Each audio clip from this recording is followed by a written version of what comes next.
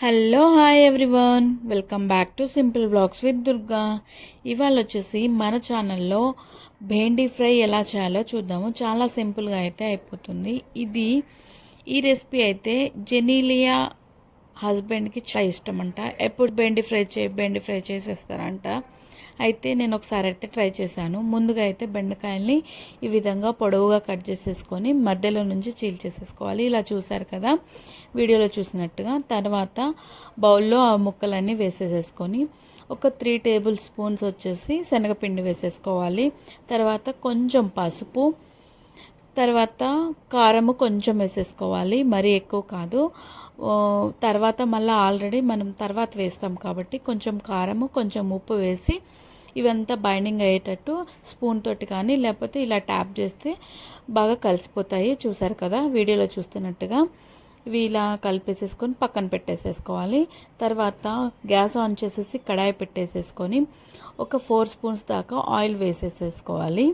చూసారు కదా ఆయిల్ బాగా హీట్ అయిన తర్వాత పోపు దినుసులు వేసేసుకోవాలి. ఆవాలు జీలకర్ర మాత్రమే వేసాను నేను ఇక్కడ. అవి బాగా ట్యాప్ అయిన తర్వాత పాప్ అయిన తర్వాత చూసారు కదా ఈ విధంగా. తర్వాత ఒక ఉల్లిపాయ ముక్కలు అయితే వేసాను నేను ఇక్కడ. అవి బాగా ఫ్రై చేసేసుకోవాలి. లైట్ ఫ్రై అయితే చేయాలి, గోల్డెన్ ఫ్రై అయితే అవసరం లేదు ఇక్కడ. బాగా ఫ్రై అయిన తర్వాత 4 పచ్చిమిర్చి ముక్కలు, ఒక 2 ఎండుమిర్చి వేసేసుకొని బాగా ఫ్రై చేసేసుకోవాలి. వీడియోలో చూపిస్తున్నా కదా ఆ విధంగా అయితే చేసేసుకోవాలి. చూసారు కదా. తర్వాత ఒక స్పూన్ అయితే అల్లం వెల్లుల్లి పేస్ట్ వేయాలి. వేసేసేసుకొని ఫ్రై చేసేసుకోవాలి. తర్వాత మళ్ళీ కొంచెం పసుపు వేయాలి. పసుపు కారం వేసేసుకోవాలి. అంటే డ్రై మసాలాలన్నీ వేసేసేసుకోవాలి. చూసారు కదా ఈ విధంగా అయితే. తర్వాత కొంచెం గరం మసాలా పౌడర్ అయితే వేయాలి.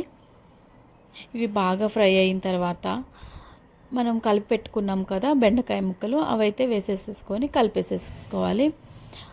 చూసారు కదా ఈ విధంగా అయితే కలిపేసుకోవాలి. ఈ కర్రీ అయితే రోటీలో కానీ రైస్లో కానీ సూపర్ టేస్టీగా ఉంటుంది. ఒకసారి అయితే ట్రై చేయండి. ఇలా బాగా కలిపేసేసుకున్న తర్వాత మూత పెట్టి ఒక 15 నిమిషాల దాకా మగ్గించేసుకోవాలి. తర్వాత మూత ఓపెన్ చేసిన తర్వాత ఈ విధంగా అయితే ఉంటుంది. చూసారు కదా. తర్వాత కొంచెం ఉప్పు యాడ్ చేసేసుకోవాలి. మనమైతే ఉప్పు ఆల్రెడీ కొంచెం వేసాం కదా. తర్వాత అడ్జస్ట్ చేసుకొని మనం టేస్ట్కి తగ్గట్టుగా కొంచెం ఉప్పు వేసేసుకొని ఇలా కలిపేసేసుకోవాలి. తర్వాత మరొక 5 నిమిషాల దాకా మగ్గించేసుకోవాలి. అంతేనండి, చాలా ఈజీగా అయితే బెండి ఫ్రై అయితే చాలా ఈజీగా రెడీ అయిపోతుంది. నచ్చితే లైక్ చేయండి. Thank you for watching.